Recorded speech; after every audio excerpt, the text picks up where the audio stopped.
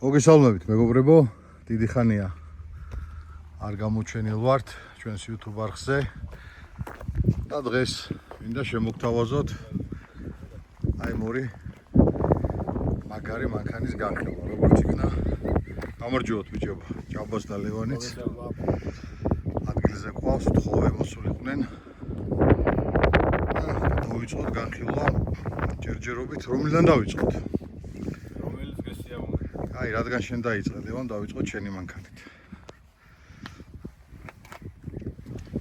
Ford Bronco-ა Badlands-ი მან დიდი მნიშვნელობა აქვს ხოლმე მოდიფიკაციებს. ამ კონკრეტულ მოდელს აქტიურად ყველაფერი აქვს, რაც შეიძლება რომ ქონოდა, უკანა ბლოკირება, წინა ბლოკირება, ეგრეთ წოდებული სუხოის გათავისუფლება. ეგენი და ის ადგილზე დატრიალების ფუნქცია რო აქვს, ყველაფერი შეგიძლია ეგ ნახო, ნახე. ეს კნოპკები გვაქვს ისე რომ ვაკარგოს.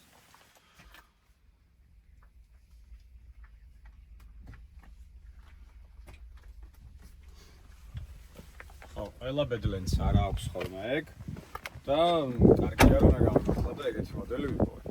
ასევე ძალიან დიდი განსხვავებებია ხოლმე ულოვოში, თვითონ მოხვევის მექანიზმში, რამდენად ცხვილია, ამას ეგრეთ წოდებული HOS-3 სისტემა უყენია და დაგიდების სისტემაში. ეგეთ შეგიძლია შეიხედო მერე და ნახო, ვითელი ბილსტერინები უყენია, რეზერვუარია.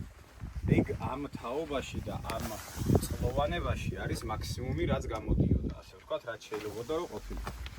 ამის გარდა არის ერთადერთი მოდიფიკაცია კიდე Badlands-ის სასკვაჩი, რომელიც განსხვავება არის გადაცემებში. ეს ქართულად იყო 4.46, ის არის 4.70. 4.70, რომელსაც უყენია სასკვაჩს, ქართულად გამოდის 35 ინჩიან საბურავზე. ეს გამოდის 32-იანზე დაახლოებით. ეგ არის, ასე ვთქვათ, ამის ზემოთ თუ რამე შეგიძლია იყიდო, არა რაპტორი რა. ძირითადი პარამეტრები, ასე ვთქვათ, ეგ არის, ჩამოვთვალეთ. კიდე ერთი, რითიც Ford-ი ამაყობს, ასე ვთქვათ, არის აი ეს, მოდი. რამდენად მნიშვნელოვანი. აი ეს GOAT რეჟიმები, ყველა Broncos არა აქვს ხოლმე რა. რას ნიშნავს GOAT? Greatest of all time, ხო? და ამას ნიშნავს, რომ ამით ამაყობენ, მოკლედ ზოგს მოწონს, ზოგს არა, მე დიდად ვერ ვიყენებ ხოლმე. აქვს ესეთი თოვლის რეჟიმი, ტალახის რეჟიმი, ბახა რეჟიმი, ანუ ამას რო დაატრიალებ, მაგას ცვლია, ასე ვთქვათ და. ნუ ეს დანარჩენი გასაგებია და აი ეს შუა კნოპკა არის, როდესაც აყენებ კონკრეტულ სიჩქარეს და იმ ერთი კონკრეტული სიჩქარით დადის მუდმივად და თუ დაბუხსავებას დაინახავს, ტრექშენით ეხმარება უკვე და აჩერებს. ეგ საკმაოდ გამოსადეგი რამეა, მაგრამ მე მაინც ვთვლი, რომ ნაკლებად გამოცდილი მძღოლებისთვის უფრო მნიშვნელოვანია. მე ვერ შევეგუე. ეგ რეალურად ხო გავტესტეთ ჩვენ და საკმაოდ კარგია. აი მე რაღაცა არ მეკომფორტულა გავტესტეთ, მუშაობს, ნამდვილად კარგია. უბრალოდ ნუ ჩემ გეონებაში მაინც ნაკლებად ჯდება რა. კონკრეტულად ახლა ამ Broncos ბევრი რაღაცებია გაკეთებული. დამცავი ფირია გადაკრული, რაც მაშინ ერთგვარი და ესეც ფერი არ გამოდის. სახურავი აქვს დაყენებული, airbus LED აქვს, ნუ ზემოთ აქსესუარები, გარედანაც ეს ხუთი. წინიდან შნორკელში ამჩნევდი, ეს Wilderness-ის პლასმასები. ძალიან მინდოდა რომ ჯალამბარი ჩამალული ყოფილიყო და ეს ზემოდან დადგმული აქვს აბსოლუტურად ყველას. აი ეხლა ესეც არასტანდარტი ბამპერია, თორე გაჩვენებდი იმაზე Raptor-ზე, ანუ ეს ბამპერები არის ძალიან შიგნით შეწეული. ანუ ეს არის მისი ქართული ბამპერი, რომელიც შიგნით დგას. და არანაირი ადგილი არ აქვს ამის დაყენების. ამაზე ბევრი ვიწვალეთ, რომ შიგნით ჩამდგარიყო, ეხლა რეალურად ლიბიოდ გააკეთეს, ჯალამბარი უკაცრავად. და ეს უბრალოდ კამაფის თვითონ მართვა ამოვიდა ზემოთ, რომ გამოჩენილიყო. ამისთვის თვითონ ბამპერი გამოიწია წინ და მთელი ინტერკულერის სისტემა, თავის ფაიფებით და ყველაფერი დანარჩენი რელოკაციის კიტი ვიყიდეთ, მიში მოტოსი და ყველაფერი ავიტანეთ. აი დააგვირდები ნახე, ამას ინტერკულერი აქ აქვს, აი უნდა მეკითხა ხა რაღაც განსხვავებული გიყენია, ხო? კი. შეხედე. მიში მოტოს რელოკაციის კიტია, ანუ მთლიანად ფაიფები ამოვიდა, ზემოთ გადმოვიდა, იქან გამოთავისუფლდა, თუმცა მაინც არ იყო რა. ეს ფაიფები მნიშვნელოვანია, რომ ყველას უყენია პლასმასი, შესაბამისად რო ვიყენებთ მანქანას ტალახიანი იმიტუარი, გარედან კი გაურეცხეთ, მაგრამ შიგნით არავის არ მოფიქრებია ამის გარეცხვა. ეს ფაიფები, აი, ნახე აქ. ეხლა ყველა ფაიფი განსხვავებული გიყენია, ხო, შენ? კი, აი, ყველა charge ფაიფი, რაც რამე არის, ნახე, თავისი ხამუნტებიან, აბსოლუტურად ყველა ტრაინიკებიან, ყველაფერზე მიშიმოტო აწერია, ესენი თვითონ გაცილებით მსხვილია.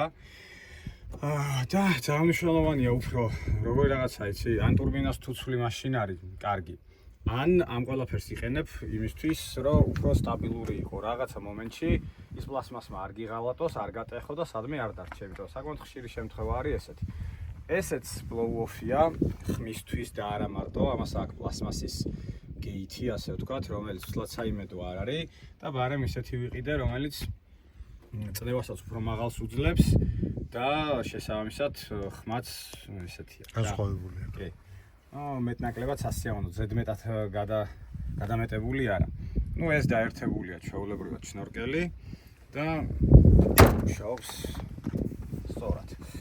Bushrangeris წინაფარები აყენია, ერთ-ერთი საუკეთესოა, ARB Solaris ვფიქრობდით, მაგრამ მე მაინც რაღაცა ვითომ ეს სიყვარული უფრო მომეწონა და რეალურად მაგითი გადავწყვეტი, არაფერი სხვა პარამეტრით არ გადამიწყვეტია. ეს rigid-ის დუანიკები სანისლეები აყენია, ხშირად ქარხნულად მოყვება ხოლმე ესენი. საბურავები და დისკები კი იცი პატრიცემულ რაც აყენია. ჩემი სწავლება არ მგონია რომ დაგჭირდეს. 38-იანი საბურავი საკმაოდ რთულად დგება ხოლმე, მაგრამ ამ შემთხვევაში რაღაცნაირად გაგვიადვილდა. ბარგალკის ხმარებას მივენდეთ ძირითადად და ძალიან გოხდათ გავაკეთეთ. ვერსად ვერ ნახავ ისეთ მოჭრილ დეტალს, რომ შეამჩნიო რატო არის და როგორ არის, შეგიძლია იქაც შეიხედო, იქაც თუ სადმე რამე მოიჭრა ისევ პლასმასით დაიხუფა. ანუ არაფერი არ არის ისე რა, სუდად ასე ვთქვათ, მეტნაკლებად გოხდათ არის აწყობილი. აქაც ეს კიბე, ეს რეალურად Defender-დან აქვთ ჯიგრებს მოპარული, ეს კიბეც და ის ხუთიც. სტილი იგივეა, Defender-ს ხარხმულად შეგიძლია ესეთი აქსესუარები დაუყენო და დანარჩენი ეს დიდად საწვავის თემაში რამდენად გამოდგება ვერ გეტყვი, იმიტომ რომ პატარაა, მაგრამ საწვავს წყალს ნებისმიერ ამას მოიმარაგებ, ვიზუალი ძალიან მომეწონა, ლამაზი იყო და დავაყენეთ ესეც. აი ეს რა არის, ეს საინტერესო გამოშვერილიყო. ეგ გაზზე გადავიყვანეთ, თხევადზე, ხო? ეს არის ARB-ს ჰაერი მოკლედ გამოვიყვანე აქედან რა. ბაგაჟნიკში დამონტაჟდა კომპრესორი, ARB-ს brushless dual კომპრესორი და ისეთ ადგილას მოვათავსეთ, ვერც მიხვდება ვერავინ სადგას. ამის შიგნით დგას, აი მორი ჰაერის ამღებით თუ მიხვდები რომ ეგ არის და დაერთებულია ჩვეულებრივად აქ გამოდის რომ როდესაც ბავშვებთან ან მეუღლესთან ერთად ხარ სადმე გასული და საბურავები უნდა დაბერო, მიუხედავად იმისა, რომ ეს საკმაოდ მალე ბერავს და დიდად ქუჩაში დგომა დიდხანს არ გიწევს, მაინც დისკომფორტი ვარ ქონდა და კარში და ხო, ცუდად ხო, დაკეტო კარი და ეს. ნუ ეს აქსესუარები რომ ეს მაგიდასავით იშლება, მაგიდა არა, რეალურად იშლება. ვერ ვიტან ხოლმე აი მეზის და ბაგაჟნიკზე ზაპასკები. შეგნებულად მოხსენდა, რაც შევძელით ასე ვთქვათ და იყიდებოდა ვიყიდეთ ეს, გამოვიწერეთ. აქაც რაღაცა მცირე მაგიდასავით არის, აქ შეგიძლია და მისმე რამე დაამონტაჟო და დაამაგრო და შიგნითაც ყუთია. საბუქსირე შაკალს რაღაცებს შეყრით ჩვეულებრივად. ეს სპოილერიც დამატებაა. ეს მომეწონა ძალიან მაგარია. ხო, უხდება ესეთი სიმპათიჩნია. ფიქრობდი რომ ეს განათება და მოხვევის მაჩვენებელი ამდენად საჭირო იყო, მაგრამ მაინც რავი ზედ ქონდა და ხო არ მოხსნით, ნორმალურად არის. ძირითადი თემები ეს არის. რაც არ ჩანს ახლა იმაზე გველაპარაკ. რაც არ ჩანს, ყველაზე მნიშვნელოვანი რასაც ვთვლი არის ის, რომ შეიცვალა გადაცემები 5:13 დადგა. ქარხნული რა იყო? 4:46. შესაბამისად ზუსტი ანგარიშით გამოვიყვანე რომ ეს ვჭირდებოდა რა.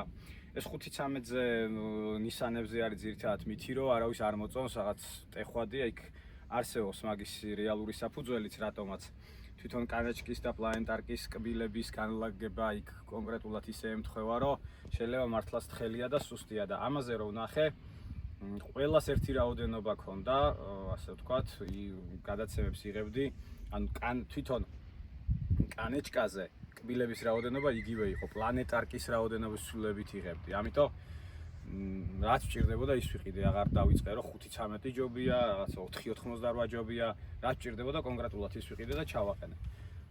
პლუს ყველაზე მეტად რასაც ემდურებიან ამ მანქანებზე არის უდარნები, რომელიც იკონის აყენია, ზედა გიტარები, რომელიც ასევე ავტომარკეტია და შეცვლილია.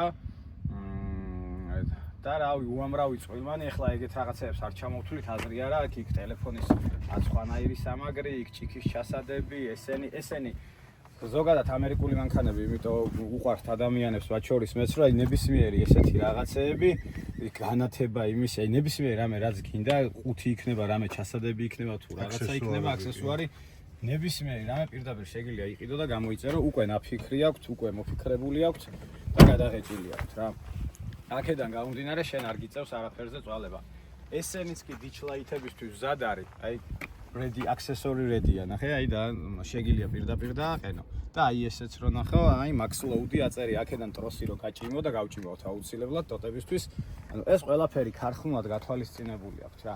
მე უბრალოდ დიჩლაითებს ალბათ ვეღარ დავაყენებ, იქით ხარ შნორკელი რო აყენია მაგის გამო და მოკლედ აი ესეთი ისინია რა.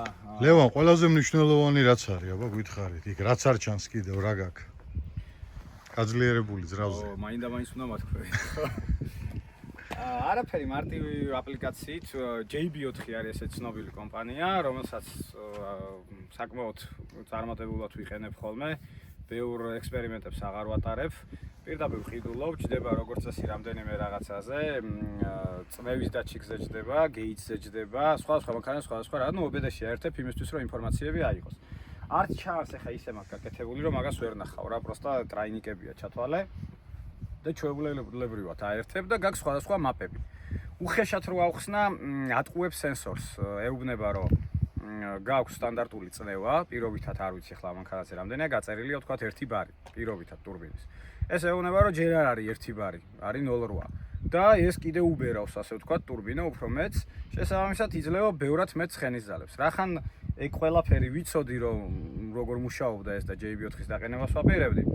დაუნფაიფიც კატალესი ანუ კატალიზატორის გარეშე დაუნფაიფი ავაწყვეთ, რატომ გააკეთა კარგად. ისე რომ ნებისმიერ დროს შემიძლია რომ ისევ მივაყენო.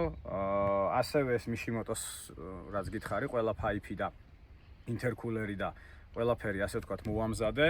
მეტი წნევისთვის რო გაეძლო, რაც ცოტა ხნის წინ აღვნიშნე, ასევე blow-off-ი და gate-ი ასე ვთქვათ გავაძლიერე. და დანარჩენი ხარ დამოკიდებული უკვე წესიერ საწვავზე, აალების ანთლები რასაკვირველია ნორმალური და ბაბინები რა. და დანარჩენი ხარ დამოკიდებული უკვე კარგ საწვავზე, თუ გჭირდება უფრო მეტი ცხენის ზალა, ასხავს სპირტს, გადიხარი E30-ზე. E30 არის 50% სპირტი, 70% საწვავი რა. და იმის მიხედვით იღებ ცხენის ძალებს. მე შემიძლია მე აპლიკაციაში ჩაგახედო რა როგორ ანაირად. ნუ უხეში ახლა ეს სანამ დინოზე არ დააყენებ და ასეთი საბურავებისთვის დინო არც არის კარგად ვიცით რა. მაგრამ უხეში მოლოდინი არის პლუს 100 ცხენი. პლუს 100 ცხენი ამ მანქანისთვის ძალიან ბევრია რა. განსაკუთრებით მნიშვნელოვანია აი ეს წნევაზე გასვლის მომენტი. დიდხანს აღარ ფიქრობს, თავიდანვე ბუსტზე არის და ასე შემდეგ. სტოკიდან პლუს 100 ცხენი, ხო? კი, დაახლოებით 320 ცხენს ამბობენ ამ მანქანას რომ უნდა კონდეს, სხვადასხვა პარაზოგი 320, ზოგი 330 და ნუ მოლოდინი არის რომ დაახლოებით მონაცემით ასული არის Raptor-ის პარამეტრზე. აი უხეში თემა ეგ არის. აქედან გამომდინარე, Raptor-ი ვიცით რომ საკმაოდ კარგად დადის, ყველაფერი მისაღებია მისი პარამეტრი და მის პარამეტრზე რო ჯდები ჩვეულებრივი ბრონკოთი, ასე ვთქვათ, უკვე კარგი შედეგია ძალიან. თვითონ გადაწყვეტილება რატომაც ტყისთვის ჩვეულებრივი ბრონკო ავირჩიეთ, ეგ მნიშვნელოვანია, ეგ არის ბაზა, რომ ყოფილიყო შედარებით ვიწრო. ეს იყო ასე ვთქვათ, რატომაც გაკეთდა ეს ყველა. გადავქროთ, აი ეს ხმაზევე ეთყობა, რომ დაუნფაიფში რაღაცა ხდება, ასე ვთქვათ. დაუკავშირდა, გაჩვენებს სხვადასხვა პარამეტრებს, რასაც იმას იზავ. ესე არის მაპები. 0 მაპი, ასე ვთქვათ, ყველანაირი კონფიგურაციის გარეშე. პირველი, მეორე, მესამე და ესე მედის მეხუთე მაპამდე. თითოეულს აწერია და გაწერილი აქვს, რა საწვავი უნდა მოიხმარო, როცა რავი არ გააფუჭო და რაზე არის უსაფრთხო. მეხუთე მაპი პლუს 7 PSI-ს უბერავს, რაც, ნუ, სტოკი მანქანისთვის ცოტა არ არის და შესაბამის შედეგსაც დებს, მაგრამ უკვე სასურველია, რომ გვესხას სპირტი ბაქში. სპირტით ახლა უფრო უზერამდენად ვილით ეგ ვერ გეტყვი, მაგრამ თუ რამეში გჭირდება იმ კონკრეტულ მომენტში რომ იმასთან გატესტო რამე გააკეთო, უკვე ესეც შესაძლებელია რა. ლევან, ყველა მაპი იხმარე, როგორ მუშაობს რა გვიხსნა? კი, ყველა მაპი გამოვიყენეთ ჩვეულებრივად. ძირითადად მოძრაობ მესამე მაპით, რომ ყველანაირად დაზღვეული იყო, დეტონაცია არ ქონდეს მანქანას და რამე პრობლემა არ შეექმნას. მეხუთე მაპიც კი ბატონო გამოგვიყენებია სპირტზე და გაცილებით დიდი შედეგი აქვს. სულ სხვანაირად იქცევა მანქანა. მანდ უკვე დიდ სხვაობას გაძლევს აქსელერაციაში, მაგრამ ძირითადი განსხვავება არის მაღალ ბრუნზე. Off-road-ზე, სადაც ყველაზე მეტი მნიშვნელობა აქვს, რომ დაბალ გადაცემაში და დაბალ ბრუნზე გქონდეს ძალა, მაგას მესამე მაპიც უზრუნველყოფს ჩვეულებრივად და გადაცემები რაც შეიცვალა და 10-იანი კოლოფი აქვს ამ მანქანას. ეს პრობლემა რომ მოძებნო ის მომენტი, სადაც ეჭიდება და რის მერეც ბუქსაობს, არ არის გართულებული. სხვა შემთხვევაში ხშირად არის რომ გინდა რომ მოეჭიდოს და დაგიბუქსავდება მანქანა, ზედმეტი გაზი მოგდის და ასე შემდეგ. ამიტომ ეს დაბალანსდა საკმაოდ კარგად, ძირითადი შედეგი გადაცემამ, დაუნფაიფმა და მე უკვე ამ JB4-მა მოგცა რა.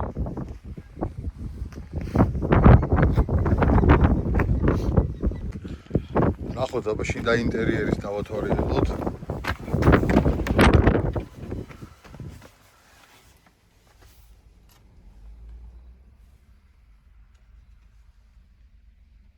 აი ესეთი საინტერესო აუქსის ღილაკები აქვს და სხვათა შორის როგორც ჯიპ რანგლერებს ანალოგიურად სახურავი ახსნება. ესეთი ჩასაჭიდი სახელურები აქვს.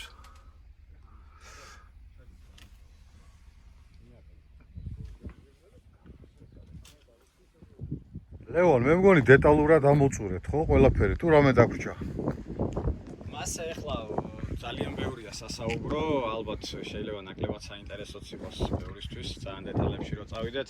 უამრავი წვრილმანია, იქ ფარებიც შეცვლილია, განათებად ფარის ენჯელის აი ეს რაც ანთებს, რო გვალათ ასე ვთქვათ, იმის ფერსაც ცვლი, უამრავი რაღაცა აქვს ამ მანქანას საინტერესო, მაგრამ ეს უკვე ცოტა ის არის რა, დეტალებში წაგვიყვანს.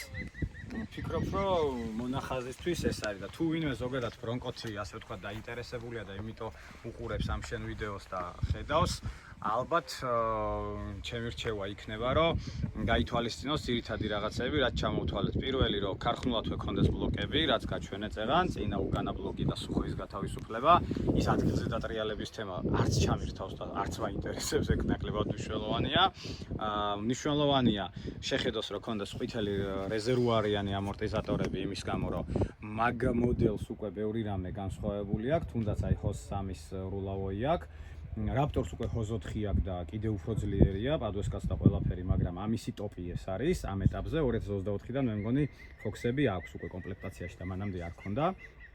და დანარჩენი არის უკვე იმის მიხედვით, ვის რა გემოვნება აქვს. ვიღაცას ესეთი ფენდერი მოწონს, ვიღაცას პატარა ფენდერი მოწონს, ვიღაცას ვიწრო ბაზა, ვიღაცას განიერი და ეს დარჩენს თვითონვე აირჩევენ და ანუ ყველა ბრონკოს არ მოყვება ეს ბლოკირებები? არა, ყველა ბრონკოს სუხოის მოხსნა. და ეს უდარნები, რასაც თაიროც რო ქვია ინგლისურად, ეს ყველაზე შესაძლებელია ფაქტიურად თუ არა და პირველივე ძალის დატანებაზე ეს საბურავი ბევრს უნახი ერთმანეთს რო შეხედავენ ხოლმე რომ მოიყუნება ეს მოსდის სამანქანებს რა. დანარჩენი ახლა ჩვენ რო არ მოვყვეთ, ალბათ სხვაებიც ნახავენ ინტერნეტში რომ სახურავი ეხსნება, შეგიძლია კაბრიოლეტი გახადო, კარი ეხსნება.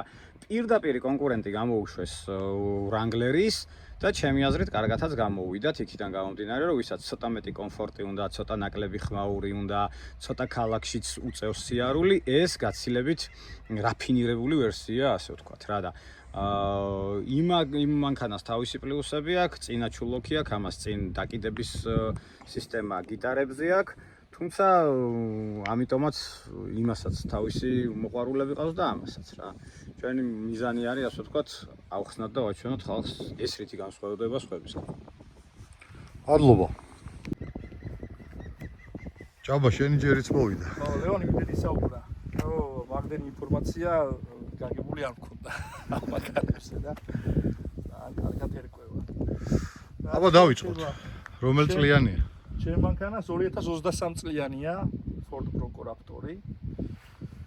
ნუ როგორც გამოიყურება კი ხედავთ როგორ ვიზუალიც აქვს, მაგრამ ამ ვიზუალში ეს მანქანა კიდევ უფრო განსხვავდება ჩვეულებრივი Raptor-ისგან, იმით რომ უფრო მეტად არის წამოწეული, უფრო მეტი საინტერესო დეტალი იმenia, უფრო მეტი დაცვა აქვს ქვემოდან. ეს საშტიკებს შორის ეთქოთ შეხედეს უკიტი უხენია რა. იმავე ბრენდისა, რა ბრენდისაც არის ძალოვანი ბამპერი. ვარნის ჯალონბარი აქვს. ხარისხიანი და კარგი. აი ეს განათებები რა ბრენდისა სიმართლე გითხრა არ ვიცი, მაგრამ აშკარად ძალიან ხარისხიანია. ვიზუალზე რას გვეტყო? ფენდერები სხვა არის, ხო? რაღაც განსხვავებული ფენდერები. არა, ეს Raptor-საც მოყვება ეგ ფენდერები. ვიზუალში ის ცვლილებაა შეტანილი კიდევ რომ აი ჩვეულებრივი Raptor-ისგან განსხვავებით ამ Raptor-ს არ აქვს ბედლოქიანი დისკები, აქვს ჩვეულებრივი 18-იანი დისკები. გუდრიჩის საბურავები. ლევანის არ მოსწონს უკან რო ის აქვს ზაპასკას. სათადარი ხო? მაგრამ მე ძალიან არ მომწონს აი ჯიპის ის არის რა. სტილი? მაგალი გამოვლობის მანქანის დამახასიათებელი სტილია და ძალიან მომწონს და ძალიან გაჭრიალებული ხავში. ო მე ძირითადად ეს მანქანა უფრო იმიტომ ვიყიდე რომ ვიზუალურად მომწონს და ქალაქში დავდივარ დღისგან განსხვავებით. გზობისთვის არ იყენებ, ხო? გზობისთვის მყავს შესაბამისი მანქანა, რომელსაც ესე მგონია ვერ ვუღალატებ ვერასდროს. რომელ მანქანაზე ყავს რამე სხვა განსხვავებული? ბევრჯერ წადე ვიფიქრებ თუ უკეთესი რამე ხო არ იქნება თქო, მაგრამ კაი, ჯაბა, წავედით, აბა კიდევ რა სხვაობაა, რა მანქანაა ეს რეალურად რომ აგვიხსნა და გითხრა Raptor-ი, რამდენად ახლა ვიზუალურად ხედავთ რომ განსხვავებული მანქანაა საკმაოდ და რა აქვს ისეთი აი მაგალითად რაც არ ჩანს. მოკლედ რაც არ ჩანს, ან შეიძლება ჩანდეს კიდევაც არ ვიცი, განსხვავებული დაკიდების სისტემა აქვს. Fox-ის ადვესკა აქვს, ეს Fox-თან დაკიდების სისტემა აქვს და ჩვეულებრივი Raptor-ისგან განსხვავებით RPG-თ არის, ანუ Fox-ის დაკიდების სისტემის კიტი აქვს დაყენებული. შესაბამისად, Fox-ის დაკიდების სისტემა ჩვეულებრივ Raptor-ზე თუ არის 4 ინჩიანი, ეს დალიფტულია ჩათვალე 6 ინჩზეა. შესაბამისად, არ ჩანს ახლა აქ ესე ვიზუალურად, მაგრამ 37 ინჩიანი საბურავი აყენია ქარხნულად, თუმცა ამისი მოხსნა და 40 ინჩიანი საბურავის დაყენება უპრობლემოდ შესაძლებელია. ისე რომ გაშლების დროს არსად არ მოვედება არც ერთ შემთხვევაში.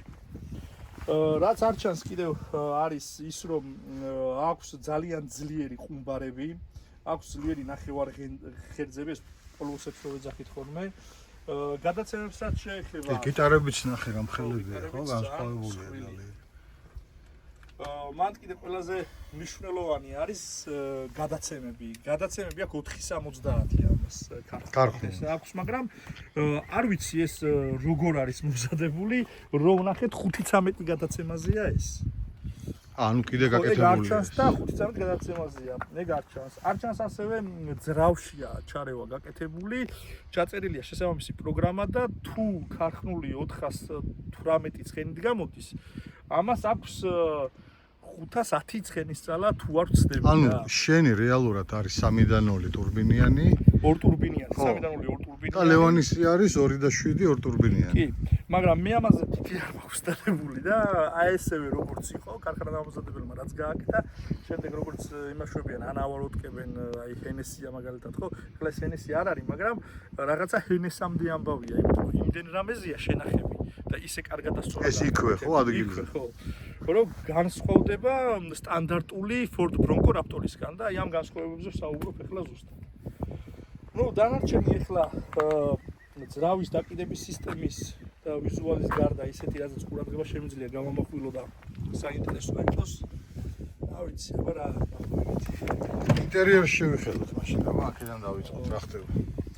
ინტერიერი ძალიან მომწონს, ძალიან ლამაზი ინტერიერი აქვს. მე როგორც ვიცი, ამათ აქვს ესეთი საინტერესო რაღაცა, ხო? ამას რო აწევ, აგერ მივაგენით ქონია ტრაპი. ეს ამ ჩემ FG Cruiser-ს აქვს ანალოგიურად და ნეტა ლევანის მანქანას თუ აქვს ეს უნდა ვკითხოთ. ფუნქციონალებსაც შეეხება მოუდებს, სიარულის მოუდებს. ბაჰა მოუდი, სპორტ მოუდი და ქვიშაში სასიარულო, სველზე დაპირზე სასიარულო თოვლში.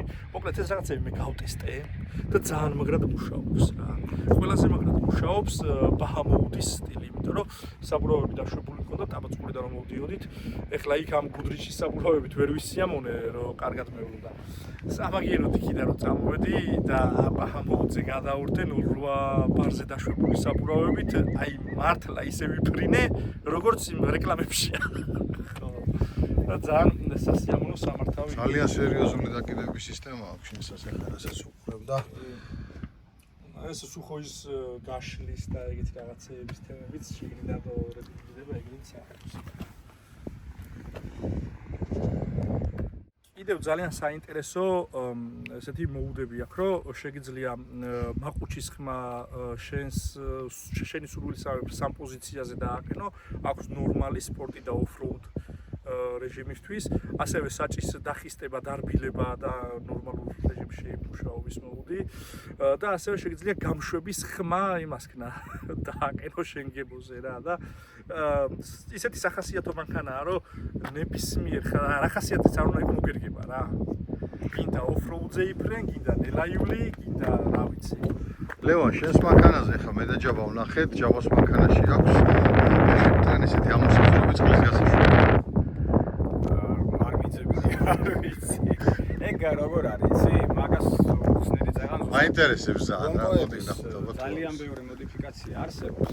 მათ შორის ზოგს აქვს ეს თემა, რომ კერხებით რო შეგიძლია გარეთ ხო პირდაპირ, ზოგს არა აქვს და ესეთი ბევრი სხვაობებია. ნახოთ. კი ბატონო. გონია. გონია. ანუ ეგ შეიძლება ყველას არ ქონდეს, იმიტომ რომ მე ვიცი რომ ეგ ოპცია ამასაც აქვს. ზოგ ვერსიაზე, აი ეს გატალახიანებული სალონი შეგიძლია პირდაპირ გარეთ. ეგ იმას არ ნიშნავს, რომ მართლა კერხებით უნდა რეცხოს სალონი, მაგრამ ანუ რომ დაგჭირდეს და დასველდეს, ან წყალი შემოვიდეს, ყველაფერი გათვლილია.